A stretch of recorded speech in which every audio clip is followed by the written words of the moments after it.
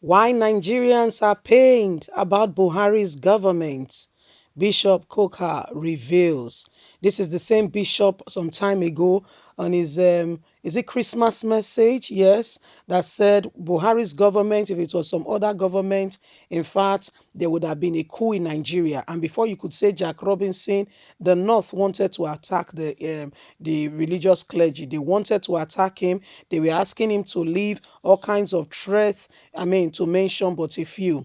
In fact, Emir of Sokoto was like, what he said about Buhari was a call against Islam, was a call. I mean, this man is from the north. He's not from any other part of the country that just migrated there. He's a very northerner, you see. So, I mean, he has released another one, and is in fact, this is rather causing serious contention again in the north. Please don't forget to give us a thumbs up, subscribe if this is your first time. Why Nigerians are pained about Buhari's government, Bishop Koka. Bishop of Sokoto Diocese Matthew Koka has revealed reasons Nigerians are pained about the government of President Muhammadu Buhari in the midst of rising insecurity.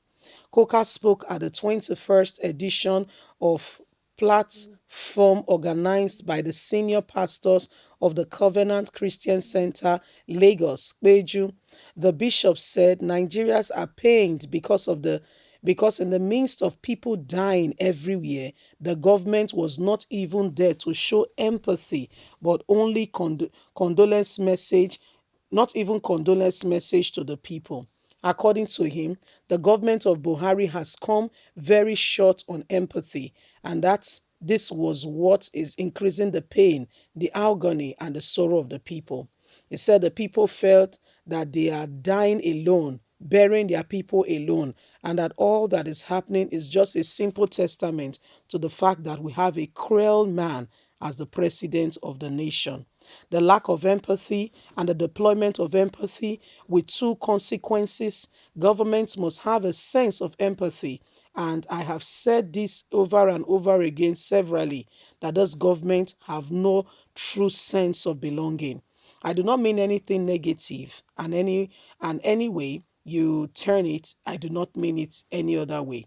This is what Nigerians are saying, that people are dying and you do nothing about it, or not even to get a sense that those you that have given you government, for you to know and for them to understand that you feel their pain and know what they are going through.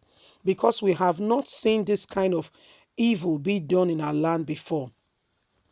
Bishop Matthew Koka emphasized that empathy is not sympathy, as empathy is at the heart of who we are as human beings. You cannot fake it. It is the feeling of the sorrow, of the pain of the other person. Indeed, entering the skin of the other person and understanding their pain. It does not bring healing, meeting, but there is a certain kind of psychological comfort that it gives, he said. This Buhari lacks, and that is why Nigerians are not happy with him or his administration. Bishop Koka, you have really spoken well on a more serious note, and I know that the North very soon will say that you are attacking Buhari, but there is nothing to attack there. Let's call a spade a spade. There is seriously and really truly nothing to attack about Buhari. He's a failed man and is not a propaganda or just somebody trying to, put him down. It is what it is. It's just the true situation of what is on ground. Although some people will not want to accept it, but it is the reality of what we are experiencing now. This man is a failed man, and those who are around him are failing to tell him the truth that in fact he has failed. And Nigerians are aware. You see, Nigerians are aware, and Nigerians are just watching and looking at him. You see, so this is why everybody, all hands must be on deck. Everybody must be ready to tell the truth. And nobody should, try to hide behind one thing or the other. Buhari has failed, he has failed. And there is no two way about it. There's no going back on this matter. Let us be honest for once. As a people, let's not deceive ourselves. We can deceive every other person, but yourself, you deceiving yourself, that's the height of deceit. You deceiving your own self is not acceptable. You see, so this is where we are as the people. This is where we are as a nation. But Bishop Koka spoke some time ago in his Christmas message that Buhari is not fit for leadership.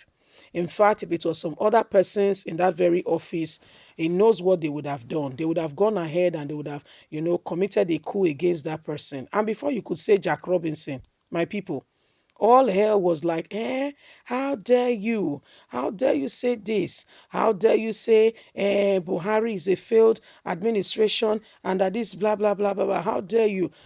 It was like he has said something that can never be said. You see, when really this man has failed, I don't understand. And again, all of them, both clergies and the sultan and the governors and the rest, you know how your people are dying. Wait, what else do you need to give you a proof that this man is incompetent? What else do you need? Like, seriously, what else do you need? Maybe until their own wives and children, yes, I want to assume that those are the closest people to them, become victims. Maybe they'll begin to understand what the common man on the street is going through. Maybe, probably it's still a distance away, it's still very far.